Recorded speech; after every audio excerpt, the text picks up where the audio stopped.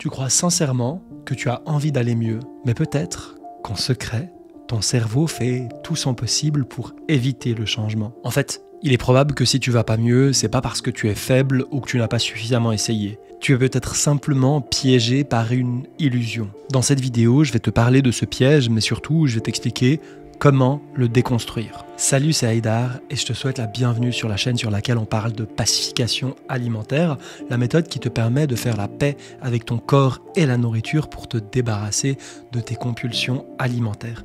Je suis particulièrement heureux de te retrouver aujourd'hui dans une vidéo comme je les faisais à l'époque. En fait, tu l'as peut-être remarqué, les dernières vidéos qui ont été publiées sur cette chaîne, d'abord ont été très espacées parce qu'il y a beaucoup de demandes et que j'essaye de faire de mon mieux, mais je n'ai que 24 heures par jour, mais aussi par le fait que ces vidéos étaient des longues vidéos d'analyse et je me suis rendu compte que ça faisait maintenant longtemps que je ne m'étais pas juste posé avec toi, juste pour parler.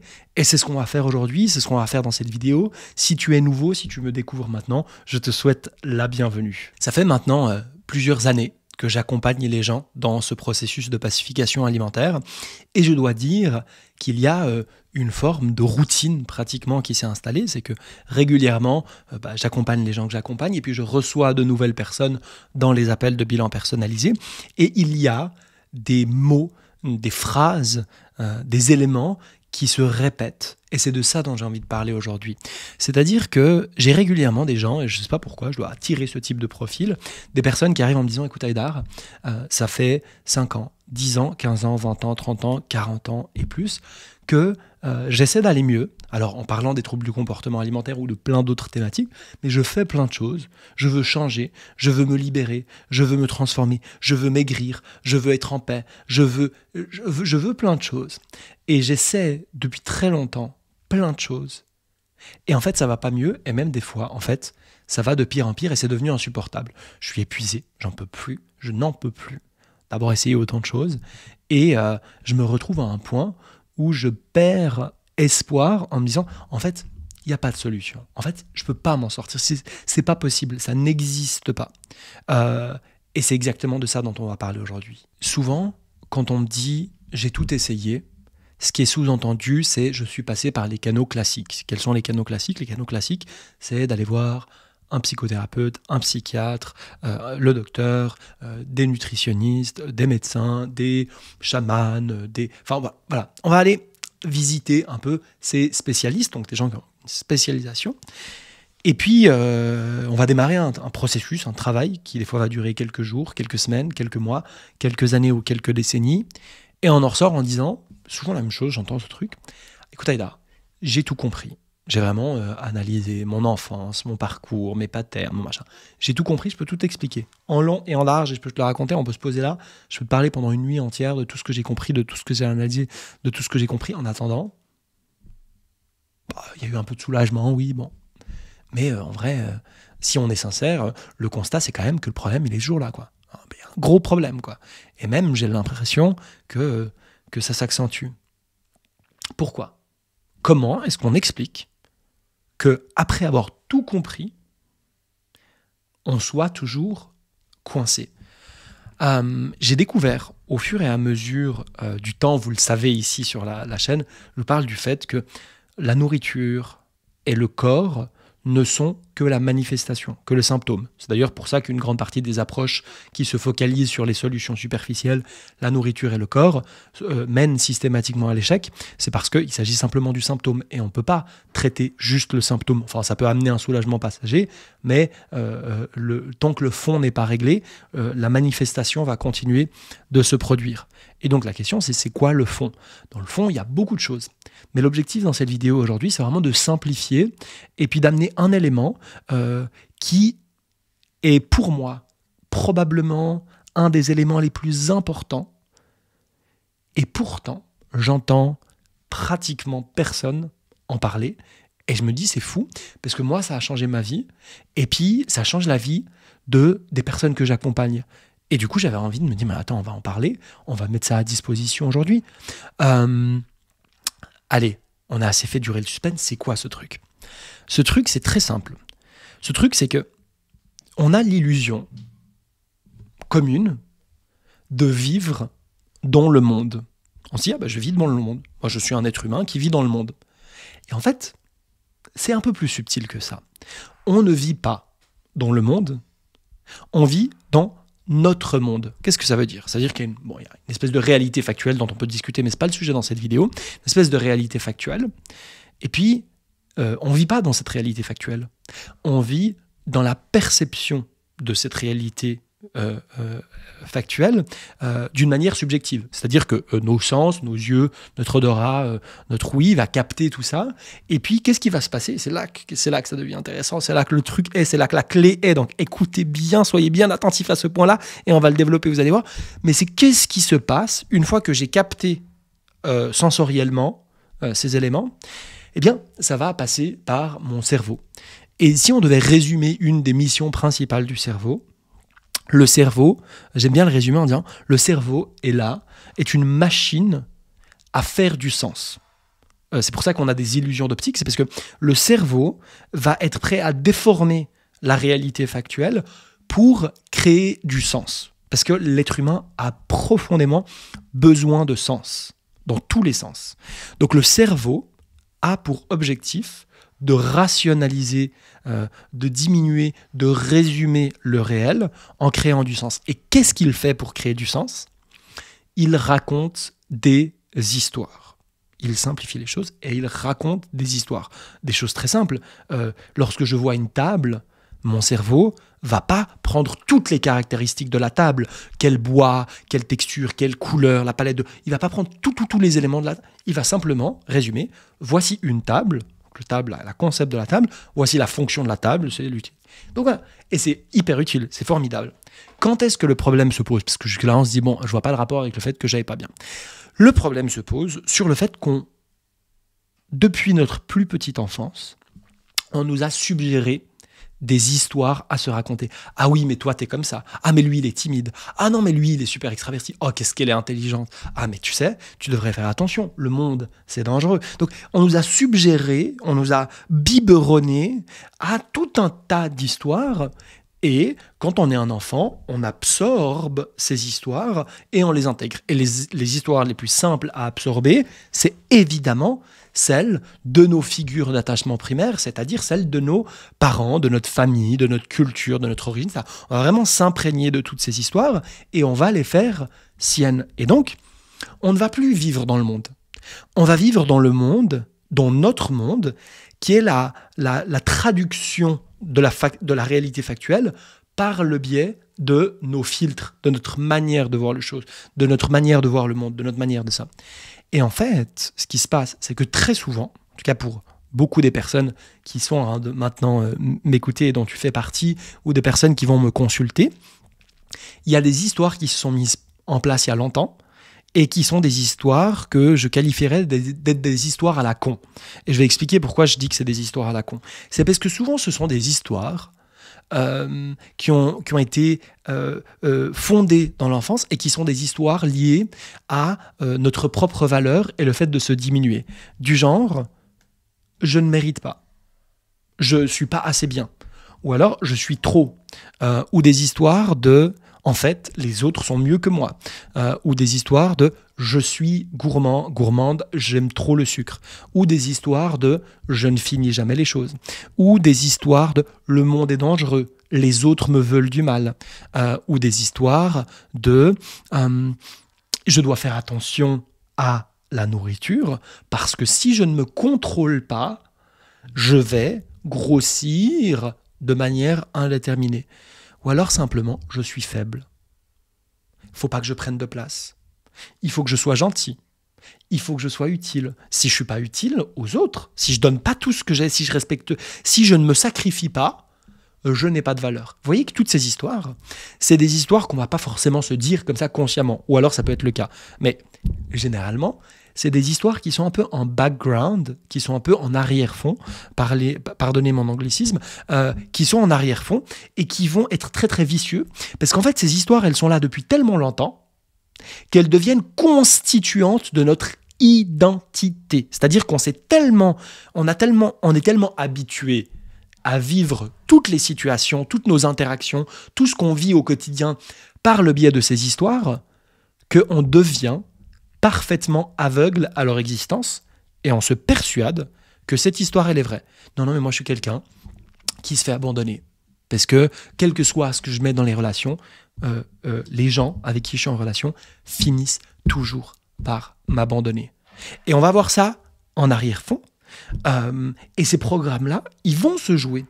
Ils vont se jouer, et ce qui est terrible, c'est que plus on avance dans la vie, plus on a d'occasions autour de nous de renforcer nos histoires.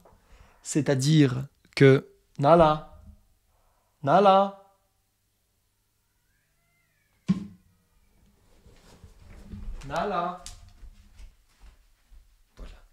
Nala, tu vas dire bonjour, regarde.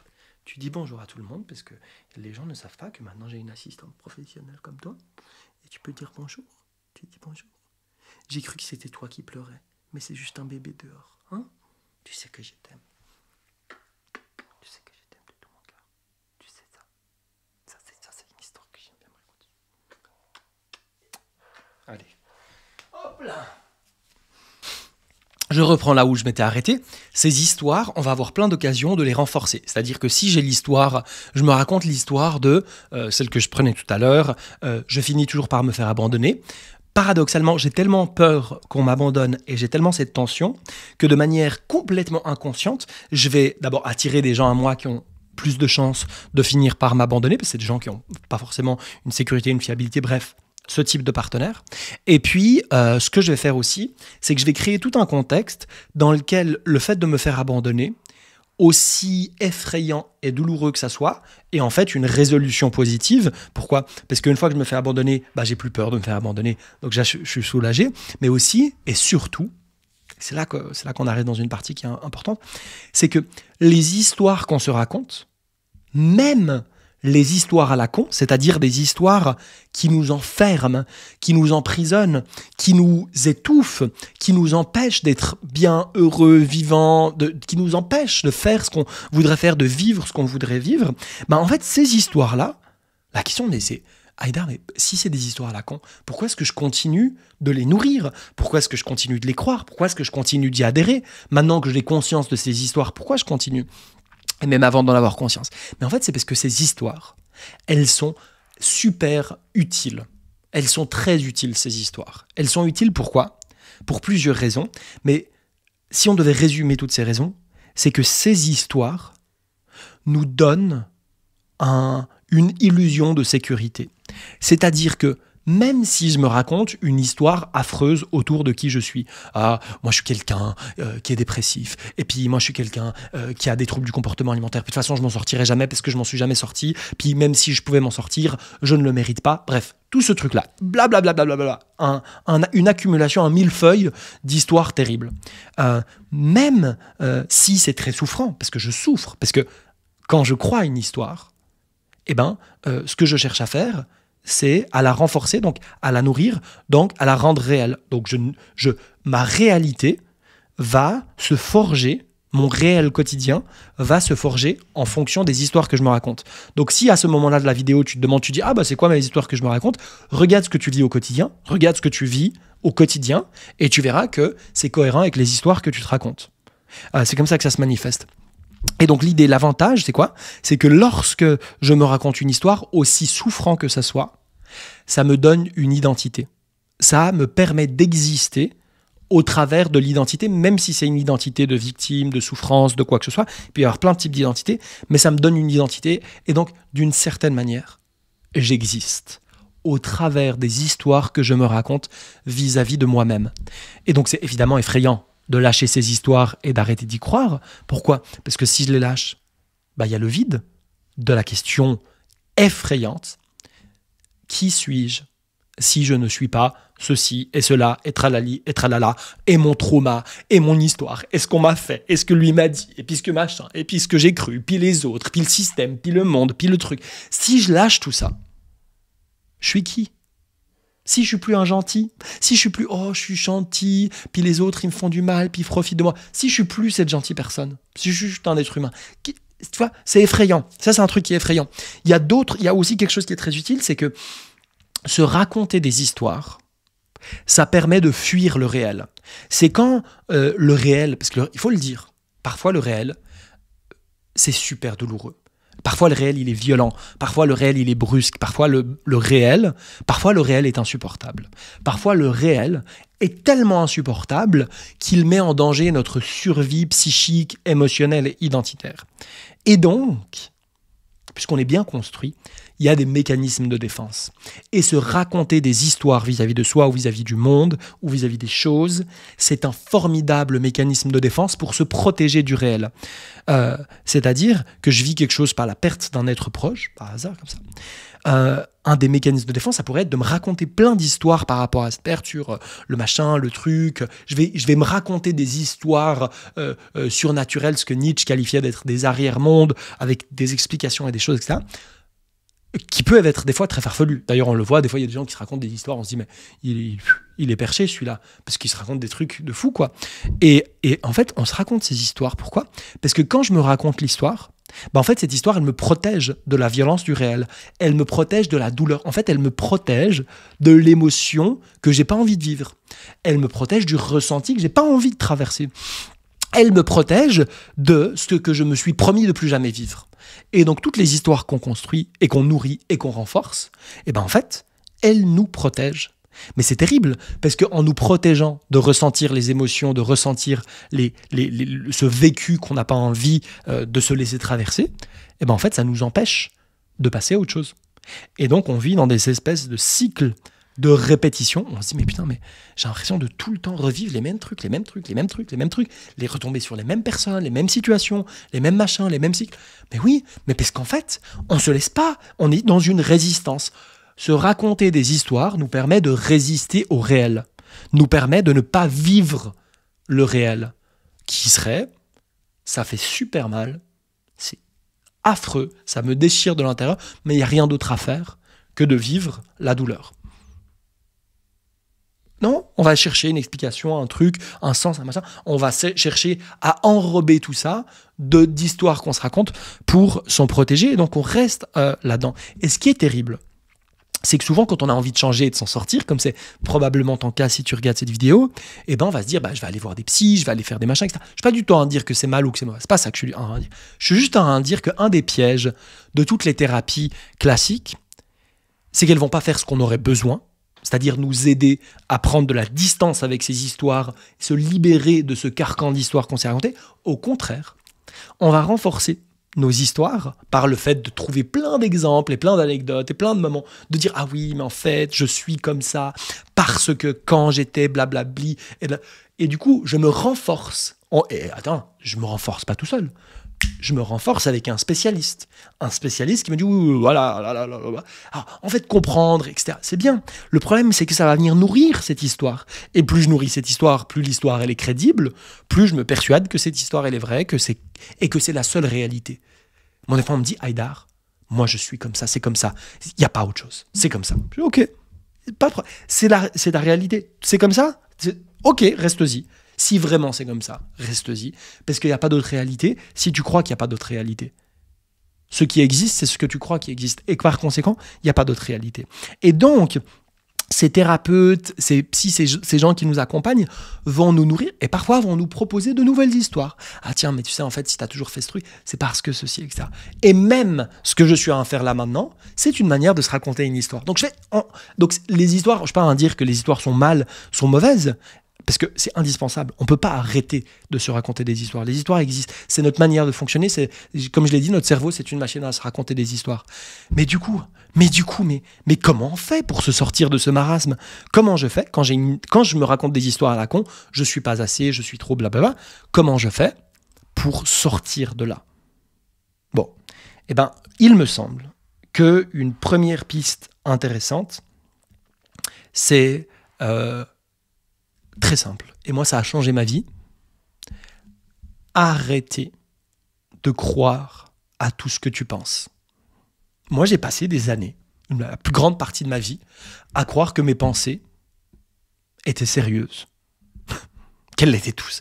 Et du coup, je m'en sortais pas. Mais c'était un bordel là-haut. Ça partait dans tous les sens et je m'emparais de chaque idée, de chaque truc, de machin. Puis je me disais, mais attends, cette idée, elle est pas cohérente avec l'autre. Puis pourquoi ? Puis Mais en fait... à partir du moment où je comprends que mes pensées sont juste des connexions de neurones qui sont machin, puis qui sont des fois juste des détritus, des déchets, l'accumulation de... Puis que j'ai pas besoin de tout prendre au sérieux, bah tiens, ouais, oh là là. Donc je peux voir qu'il y a juste du bavardage là-haut, mais que j'ai pas besoin de tout suivre. Déjà, il y a un soulagement. Puis ensuite, alors là pour le coup, c'est là que ça devient compliqué, c'est que les vraies histoires fondamentales, celles dont je parle vis-à-vis de notre valeur, vis-à-vis de notre identité, vis-à-vis de notre sécurité, etc., ces histoires-là sont beaucoup plus compliquées. Beaucoup plus compliquées à prendre en main. Pourquoi ? Parce que, comme je l'ai dit, elles sont très utiles. Et donc, juste se dire « Ah, je vais arrêter d'y croire », bah, c'est impossible. Au début, c'est impossible. Ça prend du temps. Et puis, ça va demander d'avoir une base de sécurité, d'avoir une structure, d'avoir un cadre. Et c'est pour ça que je pense que dans ce travail de déconstruire les histoires à la con qu'on se raconte, puis c'est important de le dire, ces histoires à la con, finalement, quand on regarde la réalité factuelle, elle n'existe nulle part ailleurs que dans ta tête, dans la mienne. Elle n'existe nulle part ailleurs. C'est que une construction mentale, c'est une illusion et pourtant qui crée notre réalité. Et donc l'idée, c'est, je crois, d'être accompagné dans ce cheminement-là, parce que quelqu'un avec un regard extérieur va, à partir du moment où quand même, il a cette conscience vis-à-vis de ces histoires, etc., va ne pas tomber dans le piège de renforcer vos histoires, mais au contraire, de te dire « Ah, regarde, là, tu as à te raconter une histoire. Puis là aussi, tu as à te raconter une histoire. » Puis c'est marrant, toutes ces histoires, elles ont un point en commun, c'est ce truc-là. Et du coup, tu commences à voir les histoires et à prendre de la distance avec ces histoires. Et quand tu prends de la distance avec les histoires, tu gagnes en liberté. Et quand tu gagnes en liberté, t'arrêtes de t'acharner à dire « Il faut que je change, il faut que je guérisse, il faut que je... » Non.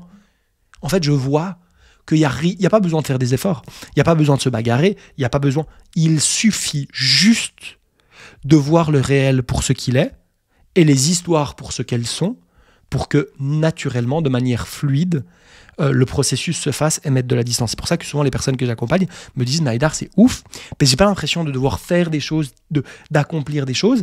Je vois le mouvement se faire tout seul. » Oui, parce qu'en fait, tu gagnes en conscience des histoires que tu te racontes. Et donc, sur petite parenthèse, je la fais rapidement cette parenthèse, il y a encore la possibilité pour les personnes qui sont dans ce travail-là, puis ça demande du courage, vraiment du courage, de se dire, bon, allez, et si j'acceptais d'arrêter toutes ces histoires, j'offre encore. J'essaye de faire de mon mieux. Franchement, c'est compliqué parce qu'il y a beaucoup de demandes. Alors, je vais pas me plaindre. C'est génial que ça fonctionne bien puis que les gens aient ce besoin-là. Mais moi, j'essaye juste de gérer de mon côté. Mais il y a encore la possibilité de réserver un appel de bilan personnalisé offert dans lequel on va se retrouver, discuter ensemble. Et moi, je vais être là justement pour jouer ce rôle de miroir et te dire, ben voilà les histoires dans lesquelles tu es enfermé et voilà comment est-ce que ce serait possible de prendre de la distance avec. Si jamais tu te sens prêt maintenant à vivre ce processus-là, tu as la possibilité de cliquer sur le lien qui est en vidéo ou en description, en premier commentaire, pour t'offrir ce moment d'échange que nous aurons ensemble. Parenthèse close. Le fait d'être accompagné nous aide, mais il faut être conscient que quand on se lance là-dedans et qu'on va mettre à distance ces histoires, il va y avoir une phase de transition qui va être un peu chaotique et puis qui va te placer dans de la vulnérabilité et dans une profonde tristesse, parce que abandonner les histoires qu'on se racontait et les prendre pour ce qu'elles sont, c'est-à-dire une histoire, bah c'est une sorte de deuil. C'est une sorte de deuil de soi-même. C'est une sorte de lâcher-prise ultime qui nous fait peur. Pourquoi ? Parce que ça va te confronter à une des peurs essentielles, qui est la peur du vide. Qui est la peur du vide existentiel, identitaire. Pourquoi ? Parce que ça fait référence à la peur de la mort. Et en fait, il y a vraiment un truc corporel et du corps qui réagit en mode « si je lâche mon identité, mes histoires, je vais mourir. Je vais mourir. » Et c'est là qu'on voit les mécanismes de défense qui se mettent en place liés au contrôle, l'addiction au contrôle dont je parle très souvent quand même sur cette chaîne ici, et puis le fait de se raconter d'autres histoires de « ah non, mais j'y arrive pas, je m'en sors pas, je m'en sortirai jamais, pour moi ça ne marche pas parce que je suis tellement spécial. Oh là. » Tout ça, ça va se mettre en place lorsque justement le travail il est efficace et que y a de la résistance. Et c'est normal qu'il y ait de la résistance, mais à nouveau, quand il y a de la résistance, c'est hyper important d'avoir quelqu'un sur qui on peut compter pour nous aider à voir cette résistance et pour nous aider à la traverser, et à la traverser non pas de manière brutale et violente, mais d'une manière qui est respectueuse de ton propre rythme. Chacun va avancer à son rythme, ça sert à rien de chercher à forcer, il faut juste y aller tout tranquillement. Et c'est à partir du moment où on traverse le truc, le vide, la vulnérabilité, ce truc de cette montée d'angoisse comme ça. À partir du moment où on a le courage de rester bien aligné, bien droit et de traverser ce truc-là, il y a une respiration. C'est comme si et on me le dit souvent, j'aime bien ce message, je reçois toujours au bout de quelques semaines ce message, Haïdar, j'ai l'impression de revivre, j'ai l'impression de respirer à nouveau. Il y a une bouffée d'air frais, de liberté, parce que tout d'un coup, on a réussi à dépasser. Je ne devrais pas utiliser le terme réussir. En tout cas, on a dépassé, on a vécu le transfert, on a traversé ça, et tout à coup, on a cette espèce de liberté de putain, mais en fait, je suis tellement infiniment plus ample, plus grand, plus libre, plus puissant que tout ce que je me racontais jusqu'alors. Et à partir de là, la vie, elle devient fun. Fun, pas dans le sens où il n'y a plus de souffrance, on va souffrir, on va avoir des problèmes, ça va continuer, on va continuer d'être humain parce que la souffrance fait partie intégrante de notre expérience humaine, mais on va être libre de faire les expériences qu'on a envie de faire et de choisir sa souffrance. Et le fait, notamment, petite parenthèse, le fait justement de diaboliser la souffrance aujourd'hui, on nous dit quand t'es fatigué, quand t'es déprimé, quand t'es machin, quand tu manges émotionnellement, c'est qu'il y a une faute, c'est qu'il y a une erreur, c'est que tu te trompes, c'est que tu machin. Et du coup, tu vas suranalyser, chercher la solution, chercher la clé, alors qu'en fait, juste, la souffrance fait partie intégrante de l'expérience. Et quand tu ne résistes plus à la souffrance, c'est-à-dire que tu te laisses traverser par elle, bah, tout d'un coup, ça devient beaucoup plus évident, beaucoup plus fluide. Alors, la souffrance fait souffrir, comme l'eau mouille et le feu brûle, mais je ne vais pas empêcher le feu de brûler, je ne vais pas empêcher l'eau de mouiller, donc je n'empêcherai pas la souffrance de faire souffrir. Voilà. Et il me semble que c'est la conclusion de cette vidéo qui a déjà été bien assez longue. J'espère que ce format vous plaît toujours, qu'il vous plaît pour les personnes qui le découvrent. Dites-moi en commentaire ce que vous en avez pensé. Et une autre chose, si vous avez envie, sentez-vous libre de me dire dans l'espace commentaire s'il y a des histoires que tu te racontais et que tu as pris tes distances avec cette histoire maintenant, ou en visionnant cette vidéo, est-ce que tu t'es dit, putain, mais en fait, il y a cette histoire que je me raconte. Je serais hyper curieux de savoir c'est quoi vos histoires à vous, les histoires que tu te racontes, que tu t'es racontées, et tu peux le partager dans l'espace commentaire. Et à nouveau, si tu as envie d'aller plus loin dans cette dimension, tu peux réserver l'appel de bilan personnalisé, tu peux t'abonner, tu peux activer clochette, la petite cloche, pour être sûr de ne pas rater les prochains épisodes. Et puis moi, je me réjouis de faire ta connaissance bientôt. Au revoir, belle journée, belle nuit, belle vie, et libérons-nous des histoires.